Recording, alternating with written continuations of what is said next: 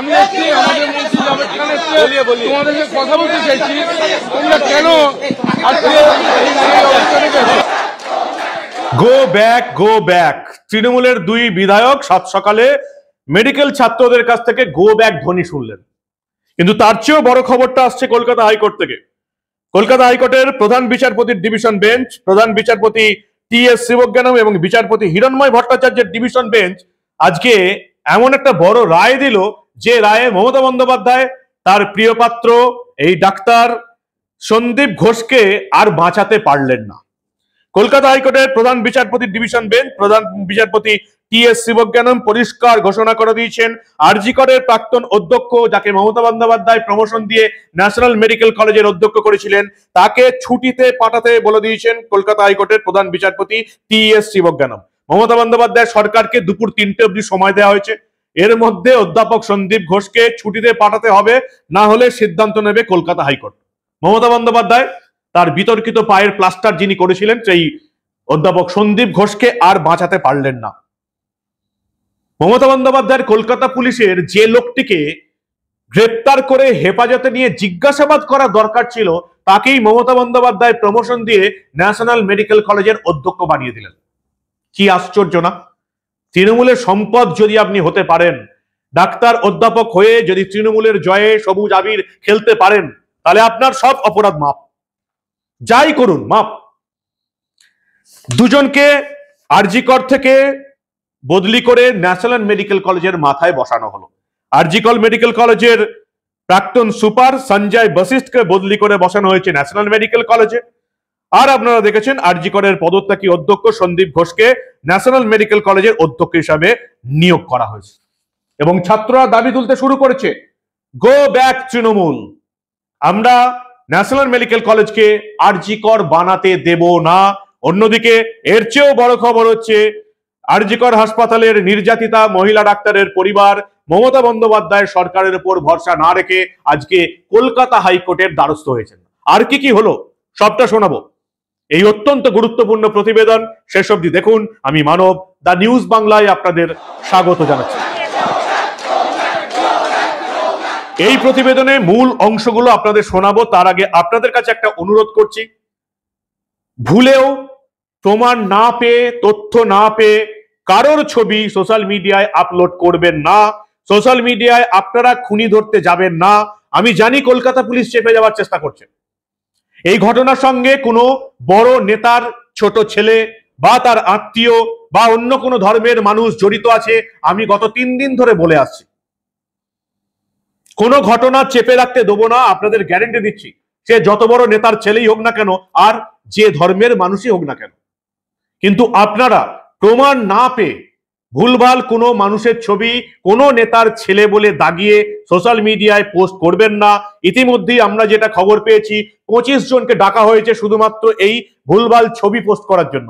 কারণ মাথায় রাখবেন, যতক্ষণ না অপরাধীকে খুঁজে পাওয়া যাচ্ছে, ততক্ষণ যদি প্রমাণ না পান, কারোর ছবি শেয়ার করে দেওয়া, তাকে বদনাম করাটাও কিন্তু অপরাধ যদি প্রমাণ করতে না পারেন। ফলে কে কি বলছে সেদিকে কান না দিয়ে কারোর ছবি শেয়ার করবেন না, যতক্ষণ না তার বিরুদ্ধে কোনো প্রমাণ পাওয়া যাচ্ছে। আমি আপনাদের কথা দিচ্ছি, যত বড় তৃণমূল নেতার ছেলেই হোক না কেন, যে ধর্মের মানুষই হোক না কেন, ছবি আমাদের কাছেও আছে। এত সাহস করে যখন সবটা বলতে পারছি, সেই ছবিও দেখাতে পারবো। বিশ্বাস রাখুন, নিজেরা রিস্ক নিয়ে সোশ্যাল মিডিয়ায় কারো ছবি ছড়িয়ে দিয়ে এই এত বড় ঘটনাটাকে কমেডি সার্কাস বানাবেন না, অনুরোধ করছি। আজকে কি হলো? আজকে আরজি করের প্রাক্তন অধ্যক্ষ সন্দীপ ঘোষকে স্বেচ্ছায় ছুটিতে পাঠাতে নির্দেশ দিয়ে দিল কলকাতা হাইকোর্টের প্রধান বিচারপতির ডিভিশন বেঞ্চ। টি.এস. শিবজ্ঞানম বিচারপতি এবং বিচারপতি হিরণময় ভট্টাচার্য মমতা বন্দ্যোপাধ্যায় সরকারকে নির্দেশ দিয়েছে যে, মমতা বন্দ্যোপাধ্যায়, আপনি আপনার সাধের প্রিয় পাত্র সন্দীপ ঘোষকে আর বাঁচাতে পারবেন না, তাকে ছুটিতে যেতে হবে। বিচারকরা বিস্ময় প্রকাশ করেছেন যে, যিনি নৈতিক দায়িত্ব স্বীকার করে এত বড় ঘটনার পর দায় স্বীকার করে অবসর নিচ্ছেন সরকারি চাকরি থেকে, ইস্তফা দিচ্ছেন অধ্যক্ষ পদ থেকে, কয়েক ঘন্টার মধ্যে তাকে প্রমোশন দেওয়া হলো ন্যাশনাল মেডিকেল কলেজে। আশ্চর্য ব্যাপার নয়? বিচারকরা আশ্চর্য হয়ে গেছেন। দুপুর 1টার মধ্যে সমস্ত কেস ডায়েরি জমা দেওয়ার নির্দেশ দেওয়া হয়েছে। কিন্তু কলকাতা পুলিশ শুনলে তো 3 দিন ধরে চিৎকার করে যাচ্ছি আমি, যে ওই রাতে যাদের ডিউটি ছিল তাদের মেডিকেল টেস্ট কবে হবে? কলকাতা পুলিশ করাবে না। মমতা বন্দ্যোপাধ্যায় বাংলার মানুষের চোখে ধুলো দেওয়ার জন্য পরিষ্কার বলে দিয়েছে, রবিবার অবধি সময় দিলাম, রবিবারের পর সিবিআই হাতে তুলে দেওয়া হবে। রবিবারের পর সিবিআই এসে করবেটা কি? আপনারা জানেন, যে কোনো পুলিশ অফিসারকে জিজ্ঞেস করুন, ঘটনার পর 48 ঘন্টা হচ্ছে সবচেয়ে বেশি গুরুত্বপূর্ণ। তারপরে বেশি কিছু প্রমাণ করাটা খুব চাপের হয়ে যায়। রবিবারের পর সিবিআই হাতে আর কিছু থাকবে না। না থাকবে ঘটনাস্থলে কোনো প্রমাণ, না থাকবে ওই দিন রাতে যারা ডিউটি করছিল তাদের মেডিকেল টেস্ট, না আছে এই মেয়েটির দেহ, যে দেহর মধ্য থেকে অপরাধীরা ছাপ ছেড়ে গেছে। পোস্টমর্টমের রিপোর্ট বলছে তার শরীরে যে পরিমাণ বীর্য পড়ে পাওয়া গেছে 150 গ্রামের বেশি, যেটা একটা লোকের হতে পারে না। 3টে লোক কমসে কম আছে, কলকাতা পুলিশ মানতেই রাজি নয়। আমরা 3 দিন ধরে চিৎকার করে বলার পর মমতা বন্দ্যোপাধ্যায় কালকে নির্যাতিতার বাড়ি গিয়ে বলেছেন এর পেছনে ভেতরের লোক কেউ আছে। অর্থাৎ এই যে সঞ্জয় রায় সিভিক পুলিশকে গ্রেপ্তার করে মমতা বন্দ্যোপাধ্যায়ের পুলিশ কেসটা ধামাচাপা দেওয়ার চেষ্টা করলো, সেটা সম্পূর্ণ ভুল। মুখ্যমন্ত্রী নিজে স্বীকার করে নিলেন ভেতরের কেউ আছে। সেটা কে? কোনো ইন্টার্ন ডাক্তার, তৃণমূল নেতার কোনো ছেলে, তার আত্মীয়, বা অন্য কোনো ধর্মের মানুষ, যে নামগুলো সামনে এলে এই রাজ্যে বিস্ফোরণ হয়ে যাবে। ছাত্ররা একাই কাঁপিয়ে রেখে দিয়েছে। আজকে ন্যাশনাল মেডিকেলের ছাত্ররা বলছে গো ব্যাক। কাদিকে গো ব্যাক বললো? তৃণমূলের 2 বিধায়ক স্বর্ণকমল সাহা এবং মন্ত্রী জাভেদ খান। কেন করলো তারা গো ব্যাক ধ্বনি কেন বললো?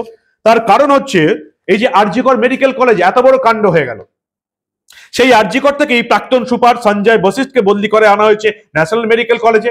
আর এই ঘটনার পর নৈতিক দায় স্বীকার করে যিনি অবসর নিলেন, যিনি নৈতিক দায় স্বীকার করে অধ্যক্ষ পদ ছাড়লেন, সেই সন্দীপ ঘোষকে প্রমোশন দেওয়া হলো। ছাত্ররা বিক্ষোভ দেখাচ্ছে, গো ব্যাক মমতা বন্দ্যোপাধ্যায়ের মন্ত্রী। দেখে নিন আপনারা এক ঝলকে।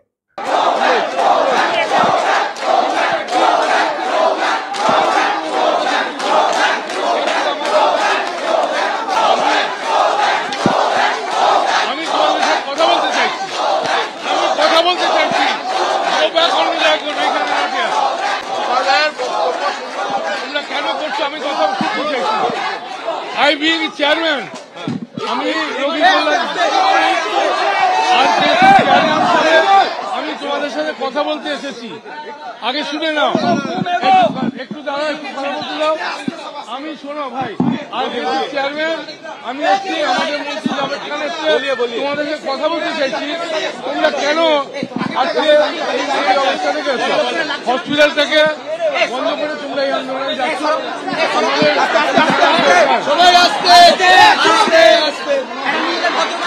এত কিছু কাণ্ড হয়ে যাচ্ছে। আইপিএস অফিসার বিনীত গোয়েল, কলকাতার পুলিশ সুপার, অভিজ্ঞ মানুষ, সব জানেন। এই ক্ষেত্রে অপরাধীকে ধরতে গেলে কলকাতা পুলিশের 2 ঘন্টা লাগতো, বিশ্বাস করুন। Kolkata police efficient. তারা দুর্গাপুজোর সময় যেভাবে কলকাতাটা সামলান, সেটা দেখে আপনাদের প্রশংসা করতে হবে। যে কোনো ঘটনায় যেখানে তৃণমূল জড়িত নয়, সেই সমস্ত ঘটনাগুলো তারা চুটকি বাজিয়ে সলভ করে দেয়। এফিসিয়েন্ট পুলিশ অফিসার আছে। কিন্তু যখনই এর পেছনে তৃণমূল থাকে না, তখনই এই দলদাস চটিচাটা পুলিশ অফিসাররা আর কিচ্ছু করতে চায় না। নবান্নের 14 থেকে নির্দেশ আসে না। বিনীত গোয়েল চাইলে 2 ঘন্টায় এই কেসটা সমাধান করতে পারতেন, যে কারা ওই দিন রাতে এই ঘটনার পেছনে ছিল। খুব সামান্য ব্যাপার কলকাতা পুলিশের পক্ষে, কিন্তু তারা সেটা করছে না, করবে না। তারা চাইছে সময়টা পেরিয়ে যাক। একবার কয়েকটা দিন পার করে দিতে পারলে সিবিআই কেন, বিশ্বের সেরা গোয়েন্দা সংস্থা যদি পড়ার বই থেকে শার্লক হোমস উঠে চলে আসে, সেও সমাধান করতে পারবে না। কারণ আর কোনো প্রমাণ থাকবেই না। সেদিন রাতে যারা ডিউটি করছিল, বিশেষ করে ইন্টার্ন ডাক্তারদের প্রত্যেকের মেডিকেল টেস্ট করানো দরকার। বিশেষজ্ঞ ডাক্তাররা প্রতিদিন বলে যাচ্ছেন, তবু কলকাতা পুলিশ করাচ্ছে না। কেন করাচ্ছে না? এর পেছনে কে আছে? কে আছে? কেউ তো আছে। কেন পুলিশ চাপতে চাইছে? আজকে আমরা দেখলাম এই ঘটনায় নির্যাতিতা এই ডাক্তারের পরিবার আদালতে দ্বারস্থ হলো। অর্থাৎ সোমবার মমতা বন্দ্যোপাধ্যায় গিয়েও কোনো সুরাহা হলো না। কলকাতা পুলিশের উপর তাদের ভরসা নেই। কলকাতা পুলিশের পেজে একবার যান, সব হুমকে দিচ্ছে এখন, আপনারা কিছু শেয়ার করবেন না, আপনারা কিছু বলবেন না। অর্থাৎ সোশ্যাল মিডিয়ায় কিছু শেয়ার করে এই প্রতিবাদ আন্দোলনটাকে যাতে জিইয়ে রাখা না যায়, তার জন্য চেষ্টা করছে কলকাতা পুলিশ। একবার কলকাতা পুলিশের পেজটা, কলকাতা পুলিশের কর্তারা দেখুন। বিনীত গোয়েলকে অনুরোধ করবো, একবার দেখুন 5000 কমেন্ট হয়েছে এই পোস্টে, যে পোস্টে এরা সাংবাদিকদের হুমকি দিচ্ছে। প্রচ্ছন্ন হুমকি, সরাসরি তো দিচ্ছে না, সাধারণ মানুষকে হুমকি দিচ্ছে। 5000 কমেন্ট পড়েছে। 95% পুলিশকে যাতা বলেছে পুলিশের পেজে গিয়ে। বুঝতে পারছেন মানুষের ধৈর্যের বাঁধ ভেঙে গেছে। এই পুলিশ, এই হাসপাতাল কর্তৃপক্ষ মৃতদেহ দেখার পর এটাকে আত্মহত্যা বলে চালানোর চেষ্টা করেছিল। সন্দেহ যেটা আরো জোরালো হচ্ছে, অনুমান, কোনো প্রমাণ নেই, যে এই যে সঞ্জয় রায় সিভিক পুলিশ যাকে ধরা হয়েছে তাকে এই বডিটা ডিসপোজ করতে, অর্থাৎ বডিটা সরিয়ে ফেলতে ডাকা হয়েছিল, তারপর তাকে ফাঁসানো হয়েছে। কাদেরকে বাঁচানোর চেষ্টা চলছে কলকাতা পুলিশ? এটা কিন্তু বড় প্রশ্ন, খুব বড় প্রশ্ন। কলকাতা হাইকোর্ট কি রায় দেয় সেটাই দেখার। আপাতত সন্দীপ ঘোষ তাকে ছুটিতে যেতে হচ্ছে। ন্যাশনাল মেডিকেল কলেজের ছাত্ররা গতকালই এই সন্দীপ ঘোষের চেম্বারে তালা ঝুলিয়ে দিয়েছিল, অধ্যক্ষের চেম্বারে। তারা ঢুকতে দেবে না, স্বাভাবিক ব্যাপার। যারা আরজিকর সামলাতে পারে না তারা ন্যাশনাল মেডিকেল কলেজ সামলাবে। মমতা বন্দ্যোপাধ্যায় কি করছেন এটা? দলদাস চটিচাটাদের এত বিয়ে দিতে হবে? সবুজ আবির খেলেছে লোকসভায় ভোটে জেতার পর। অনেকেই মামলা করেছেন, আমরা দেখলাম অনেকেই মামলা করেছেন। রাজ্যের বিরোধী দলনেতা শুভেন্দু অধিকারী হাইকোর্টে জনস্বার্থের মামলা করেছেন। আরো মামলা হয়েছে, আইনজীবী ফিরোজ এডুলজি, আইনজীবী কৌস্তব বাগচি, তারা মামলা দায়ের করেছেন এবং তাদের পরিষ্কার মন্তব্য যে কাকে আড়াল করা হচ্ছে। মামলা শুনানি চলছে ইতিমধ্যেই। এর মধ্যেই স্বর্ণকমল সাহা, জাভেদ খান ন্যাশনাল মেডিকেলে গেলেন এবং তাদেরকে ঘাড় ধাক্কা দিয়ে বের করে দিল ছাত্ররা, একেবারে ঘাড় ধাক্কা দিয়ে। তাদের কথা শুনতে রাজি নয় একেবারেই। এরপরে আরজি করে এই নির্যাতিতা চিকিৎসকের পরিবার, এরাও কিন্তু মমতার বন্দ্যোপাধ্যায়ের সরকার এবং পুলিশের উপর থেকে সমস্ত রকম ভরসা হারিয়ে তারা আজকে কলকাতা হাইকোর্টের দ্বারস্থ হলো। কি বলবেন আপনারা? কাদের চাপছে? কেউ তো আছে এর পেছনে, যেটা আমি 3 দিন ধরে বলে আসছি। কেন মেডিকেল কলেজে মেডিকেল করা হচ্ছে না আরজি করের সেই সব ইন্টার্নদের যারা রাতে ডিউটিতে ছিল? সত্যি কি কেউ পালিয়ে গেছে? মানুষ যারা সোশ্যাল মিডিয়ায় হুলিয়ে শেয়ার করছে দুজনের ছবি, এদের মধ্যে একজন ওই যে বললাম ডাক্তার ইন্টার্ন, আরেকজন অন্য ধর্মের ইন্টার্ন, কিন্তু এদের বিরুদ্ধে এখনো কোনো তথ্য প্রমাণ নেই। তাই আপনাদের অনুরোধ করছি এদের ছবি ছাড়বেন না, পুলিশি হ্যারাসমেন্টের কবলে পড়ে যাবেন। যদিও পুলিশ এগুলোকে চেপে দেওয়ার চেষ্টা করছে, আপনারা ভরসা রাখুন আমরা আরজি করের এই ধরনের কোনো ঘটনা চেপে রাখতে দেব না।